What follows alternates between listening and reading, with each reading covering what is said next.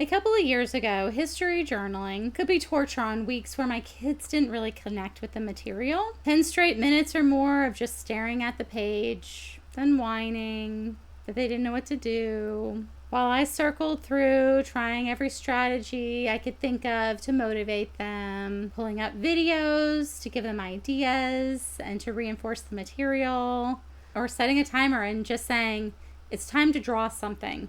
Pick something. Eventually, we would land on some type of compromise to just check that off that week. And it wasn't that they didn't have ideas. It was that open-endedness of that blank page, all those possibilities. Some weeks that the material just didn't really grab them and they weren't motivated to draw about it or write about it. So our homeschool journaling isn't me handing over a notebook and saying, write about something you learned this week anymore. This summer, I built a journaling guide with clear instructions on how to start a bullet journal, how to maintain it, and plenty of ideas for what actually goes on the page. Essentially a starting point for every week instead of a blank page. We are pairing it with a dot grid journal that has sewn-in binding specifically, not lined, not blank. A dot grid gives just enough structure to keep drawing, labeling, and writing from turning into chaos without boxing in how a kid wants to use a page. The sewn-in binding lays flatter and is easier to actually work in than spiral or glued bindings especially.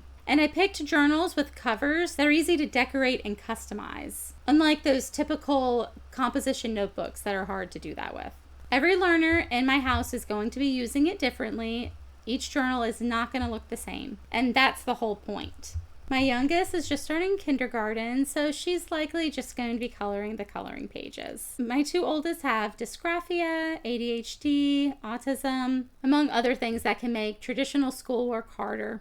So their pages will be a mix of cutting, gluing, artistic expression, drawing, writing, and photographs of their 3D projects that they make throughout the year. For those bigger hands-on activities, a build, a craft, or something that just isn't going to fit in the journal, we will take a photo after and glue it in. By the end of the year, the journal isn't just a school assignment that's shoved in a folder. It's a keepsake of what an entire year of history looked like for that kid.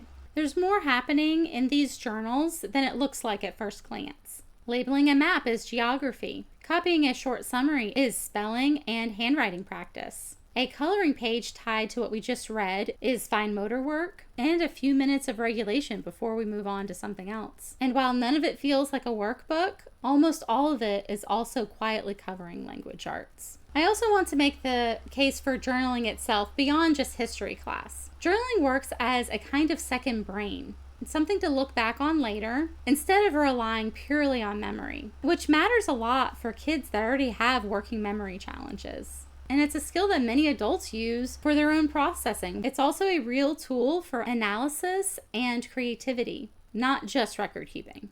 Which is exactly why journaling and notebooking is a core part of the Charlotte Mason approach in the first place. I built my journaling guide around all of this. 195 pages with weekly journal idea pages, with mini info boxes, reflection questions, one coloring page per lesson, creative hands-on ideas that go beyond the page, 3D fort build, pottery, necklaces, masks, that kind of thing, with a placeholder frame each week for a photo of the project once it's done. Plenty of weeks also have poetry, quotes, or recitation opportunities. It's split into 4 manageable files, the first 3 by term, and the last one with the extras like the coloring pages, the detailed supply list, and the lined paper that can support their writing if they need it. So you can print all the documents all at once, or you can print them by term, whatever makes this more manageable for you. I like to print it all at once and use an accordion folder to store the pages. If you're building your own version of this instead of using this guide,